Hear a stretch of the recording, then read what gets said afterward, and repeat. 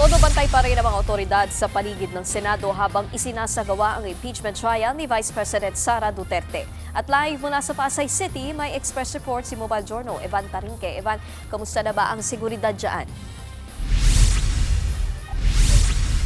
Niki, nananatiling mahigpit ang seguridad sa paligid ng Senado ngayong ikalawang araw ng impeachment trial laban kay Vice President Sara Duterte.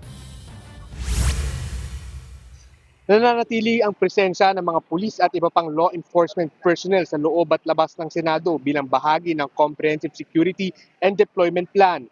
Layunin nitong masiguro ang maayos, ligtas at mapayapang pagdaraos ng mga pandinig.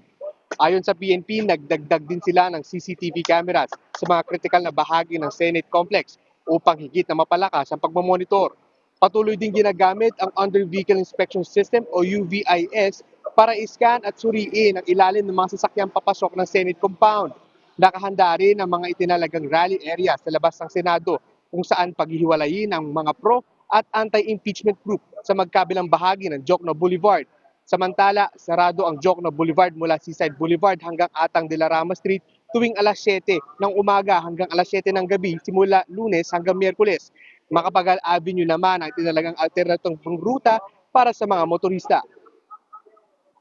Niki, mapayapa pa naman ang sitwasyon sa paligid ng Senado at wala pa naman tayong nakikitang mga grupong nagsasagawa ng protesta sa labas ng gusali. Niki. Yan ang express report ni Evan Tarinque. Mga kapatid, Nikki de Guzman po. Para sa pasada ng mga rumaratsyadang balita, mag-follow at mag-subscribe na sa social media pages ng News 5.